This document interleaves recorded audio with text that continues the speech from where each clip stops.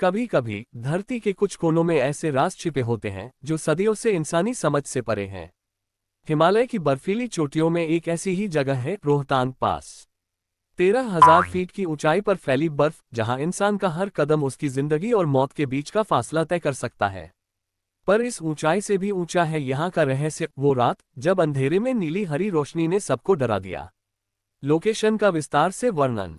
रोहतांग पास हिमाचल प्रदेश के मनाली से लगभग 51 किलोमीटर दूर स्थित है। ये लाहौल और स्पीति घाटियों को जोड़ने वाला प्रमुख मार्ग है, लेकिन साल के लगभग 8 महीने यहाँ बर्फ जमी रहती है। सर्दियों में तापमान -15 से -25 डिग्री सेल्सियस तक गिर जाता है।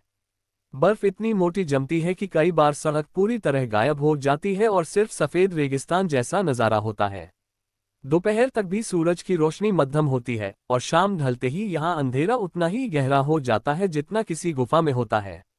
रात में सिर्फ दो आवाजें सुनाई देती हैं, ठंडी हवा का शोर और बर्फ के फटने की डरावनी क्रैकिंग। इतिहास और रहस्यमयी किस्से। स्थानीय लोग बताते हैं कि रोहतांग का मतलब होता है लाशों का मैदान। ये नाम कोई कहानी नहीं बल्कि इतिहास में दर्ज है। सदियों पहले इस रास्ते पर कई व्यापारी और सैनिक बर्फीले तूफानों में फंसकर मारे गए थे। कई बार बिना सिर वाली लाशें यहां से मिली हैं और आज भी कुछ ट्रक ड्राइवर कसम खाते हैं कि उन्होंने रात में सड़कों पर किसी को खड़े देखा जो पास आने पर गायब हो गया। गांवों में बुजुर्ग बताते हैं कि पहाड़ों में ऐसे आत्माओं का वास है जो कभी घर नहीं लौटी।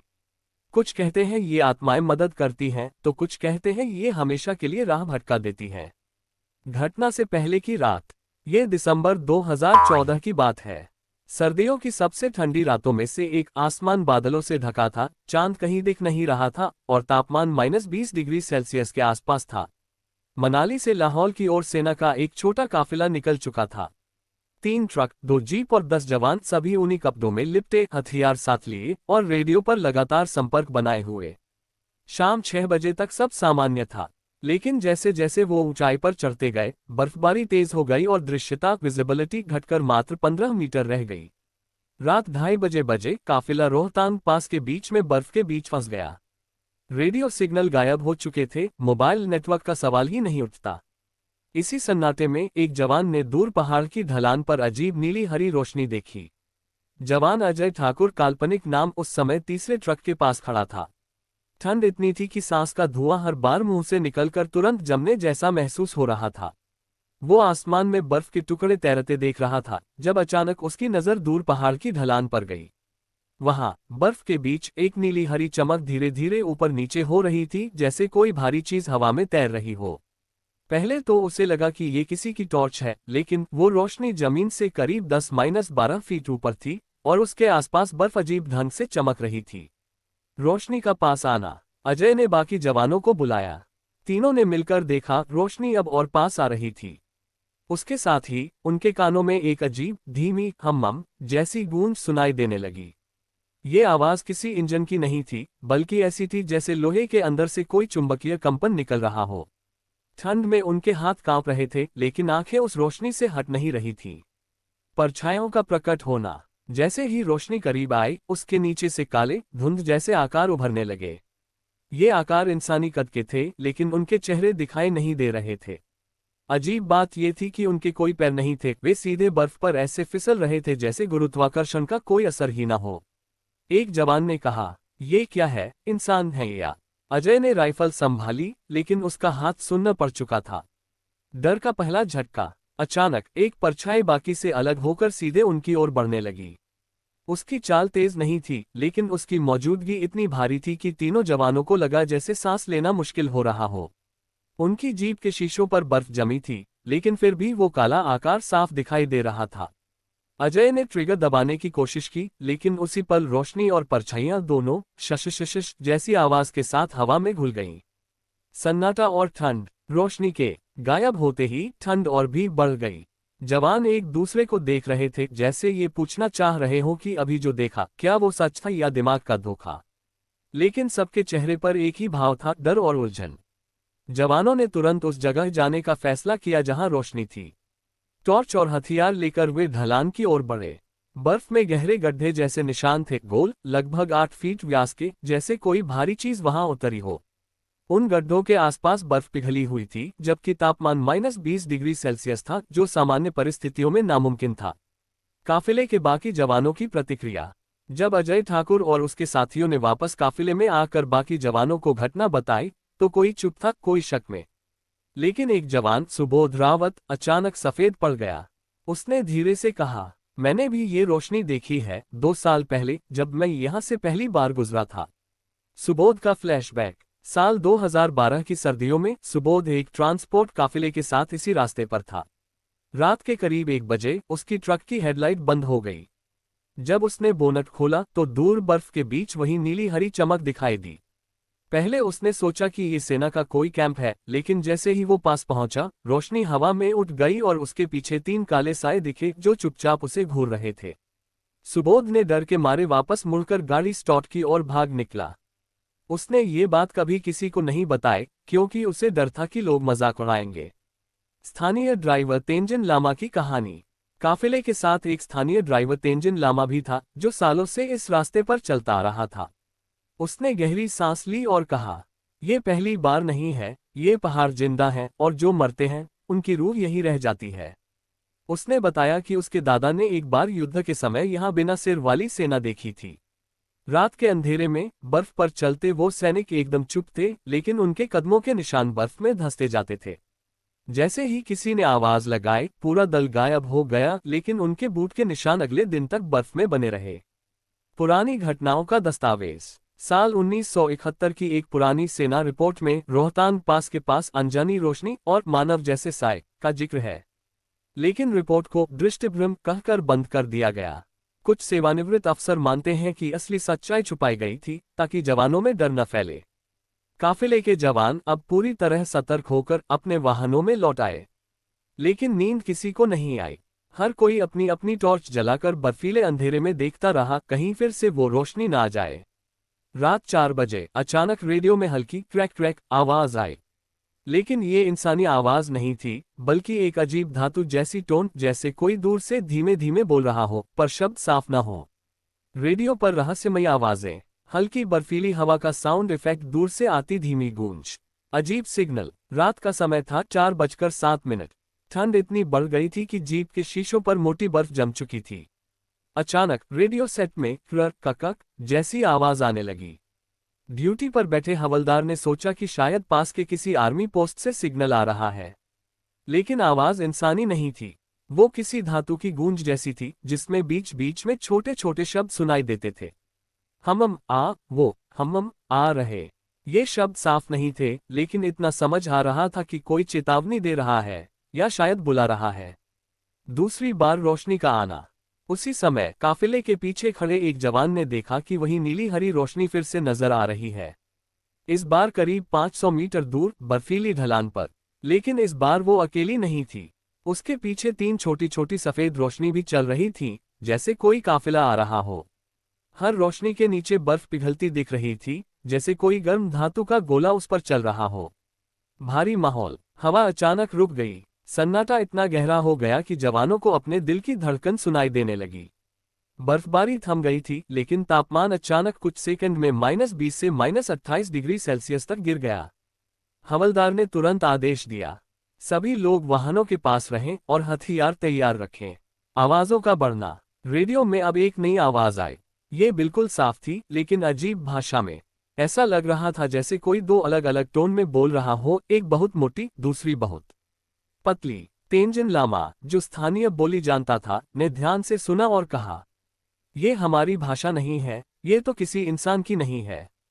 नजदीकी संपर्क। अचानक नीली हरी रोशनी रुक गई। सिर्फ 20 सेकंड के लिए सब स्थिर हो गया, फिर वो तेजी से ऊपर उठी और हवा में घूमने लगी। उसके नीचे की बर्फ से हल्की धुंध उठने लगी, और फिर 3 काले साए बर्फ से बाहर निकले।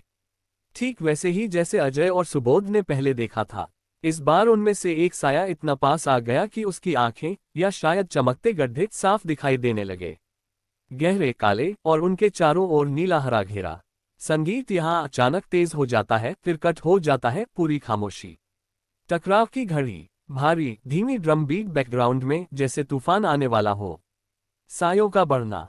3 काले साए बर्फ में धीरे धीरे आगे बढ़ रहे थे। उनके कदमों की कोई आवाज नहीं थी, लेकिन उनके चलते ही बर्फ हल्की हल्की पिघल रही थी, जैसे उनके अंदर से गर्मी निकल रही हो। काफिले के जवान अब हथियार ताने खड़े थे। अजय ठाकुर ने रेडियो में संदेश भेजा, बेस, यहाँ कुछ है, इंसान नहीं है, कोड रेड। लेकिन बेस से कोई जवाब नहीं आया, सिर्फ वही अजीब ट्रक जैसी आवाज। पहला सामना। सायों में से एक अचानक रुक गया। उसकी आंखों या चमकते गड्ढों से नीली हरी रोशनी निकलकर सीधे अजय के चेहरे पर पड़ी। एक सेकंड के अंदर अजय के शरीर में झटके आने लगे, जैसे बिजली का करंट लग गया हो। जवानों ने गोलियां चलाईं, लेकिन गोलियों के निकलते ही वो हवा में धीमी हो गईं, जैसे किसी अदृश्य दीवार से टकरा रही हो और फिर बर्फ में गिर पड़ी। हवा का बदलना। अचानक ठंडी हवा एकदम गर्म हो गई, बर्फ पिघलकर धुंध में बदलने लगी। धुंध इतनी घनी थी कि जवान एक दूसरे को मुश्किल से देख पा रहे थे। लेकिन इस धुंध के बीच हर किसी को अपने कान में एक धीमी फुसफुसाहट सुनाई दी। आओ हमारे साथ। तेंजिन का साहस। तेंजिन लामा, जो बाकी से थोड़ी दूरी पर था, ने अचानक जोर से कुछ बोला। वो तिब्बती में था, लेकिन उसकी आवाज में गुस्सा और आदेश था। बाद में उसने बताया कि वो आत्माओं को पीछे हटाने का पुराना मंत्र बोल रहा था, जो उसके दादा ने उसे सिखाया था। जैसे ही उसने वो मंत्र पूरा किया, एक तेज आवाज हुई, जैसे बर्फ के अंदर से कोई बड़ा पत्थर टूटकर गिरा हो। सायों ने अपनी जगह बदल ली और नीली हरी रोशनी तेजी से ऊपर उठने लगी। अचानक गुमशुदगी। इसी अफरा-तफरी में सबकी नजर से एक जवान सिपाही रणवीर गायब हो गया। उसकी आखिरी चीख सिर्फ अजय ने सुनी थी, मदद करो, ये मुझे खींच रहे हैं। और फिर कुछ नहीं। जहां वो खड़ा था, वहां सिर्फ दो गहरे निशान बर्फ में दबे हुए थे, जैसे किसी ने उसे नीचे खींच लिया हो। बर्फ के नीचे का सच। धीमे गहरे बांस वाली, जैसे कोई रहस्य खुलने वाला हो। सायों और नीली हरी रोशनी के गायब होते ही जवानों ने तुरंत रणवीर को खोजने की कोशिश शुरू की। तेंजिन ने टॉर्च से चारों ओर रोशनी डाली, लेकिन धुंध इतनी घनी थी कि रोशनी मुश्किल से 5-6 मीटर ही जा पा रही थी। अजय ने चिल्लाया, सभी लोग एक साथ चलो, अकेले मत रहना। गहरे निशान। जहां रणवीर आखिरी बार देखा गया था, वहां बर्फ में दो गहरे लंबे निशान थे। ये किसी इंसान के पैर के नहीं थे, बल्कि ऐसे लग रहे थे जैसे कोई भारी चीज बर्फ में घसीट कर ले जाई गई हो। निशान सीधा उस ढलान की तरफ जाते थे, जहां पहले वो नीली हरी रोशनी दिखाई दी थी। बर्फ के नीचे की हरकत। जब दो जवान उस जगह पहुंचे और बर्फ हटाने लगे, तो नीचे से हल्की सी थाप जैसी आवाज आई। ठक ठक ठक, जैसे कोई अंदर से बर्फ को मार रहा हो। सबने तेजी से बर्फ खोदना शुरू किया। करीब 3 फुट नीचे जाते ही अचानक बर्फ का एक टुकड़ा अंदर धंस गया और वहां से ठंडी धुंध निकलने लगी। अजीब खोज। बर्फ के नीचे एक चमकदार धातु जैसा सतह दिखा, गोल, चिकना, और उस पर अजीब सी आकृतियां खुदी हुई थीं। उस धातु के बीच में एक छोटा सा गोल छेद था, जिससे हल्की नीली रोशनी बाहर आ रही थी। अजय ने हाथ बढ़ाकर उस पर छूने की कोशिश की, लेकिन जैसे ही उसकी उंगली धातु को छुई, एक तेज झटका लगा और उसकी आंखों के सामने कुछ तस्वीरें चमक गईं। बर्फ से ढकी पहाड़ियां, अजीब आकृति वाले प्राणी, और रणवीर, जो किसी पारदर्शी कमरे में खड़ा था, डरा हुआ। उसी समय काफिले के रेडियो में फिर से वही अजीब आवाज आए, लेकिन इस बार साफ थी। ये तुम्हारा क्षेत्र नहीं है, वापस जाओ। तेंजिन ने डरते हुए कहा, ये हमें चेतावनी दे रहे हैं या भगा रहे हैं। नीचे से हरकत। अचानक धातु की सतह के नीचे से एक भारी कंपन महसूस हुआ। बर्फ चारों ओर से दरकने लगी और ढलान की तरफ से फिर वही नीली हरी रोशनी तेज होकर ऊपर उठने लगी। जवान समझ गए कि अगर अब भी वहां रुके, तो शायद वे भी रणवीर की तरह गायब हो जाएं। विज्ञान और रहस्य की टक्कर। म्यूजिक धीमा, तनाव भरा, जैसे किसी खोज का माहौल। भागना या बचना। कंपन तेज होते जा रहे थे। अजय ने आदेश दिया, सभी गाड़ियों में वापस, अभी। जवान तेजी से पीछे हटने लगे। ढलान के नीचे से उठती नीली हरी रोशनी अब आसमान तक जा रही थी, और ऐसा लग रहा था जैसे पूरी घाटी उसी रोशनी में डूब गई हो। तेंजिन बार बार पीछे मुड़कर देख रहा था, उसकी आंखों में डर था, लेकिन साथ ही एक अजीब सी जिज्ञासा भी। आखिरी नजर। जैसे ही आखिरी गाड़ी वहां से निकलने लगी, अजय ने धुंध में देखा। रणवीर ठीक उसी जगह खड़ा था जहां पहले धातु की सतह थी। उसके चारों ओर एक पारदर्शी परत थी, और उसके चेहरे पर कोई भाव नहीं, न डर, न खुशी, बस खालीपन। लेकिन अगले ही पल वो और नीली हरी रोशनी दोनों गायब हो गए। वैज्ञानिकों की एंट्री। 2 दिन बाद सेना ने उस जगह को सील कर दिया और एक विशेष वैज्ञानिक टीम बुलाई गई। टीम का नेतृत्व डॉक्टर अरविंद मल्होत्रा कर रहे थे, एक जियोफिजिक्स विशेषज्ञ जिन्हें पहले भी हिमालय में अजीब चुंबकीय घटनाओं की जांच के लिए बुलाया गया था। डॉक्टर मल्होत्रा ने कहा, यहाँ का मैग्नेटिक फील्ड सामान्य से 10 गुना ज्यादा है और यह हर 17 साल में चरम पर पहुंचता है। पुराने रिकॉर्ड्स का खुलासा। जांच के दौरान सेना के पुराने आर्काइव से एक रिपोर्ट मिली, साल 1963 की। उसमें लिखा था, रोहतांग पास क्षेत्र में अज्ञात उड़न वस्तु के उतरने की संभावना।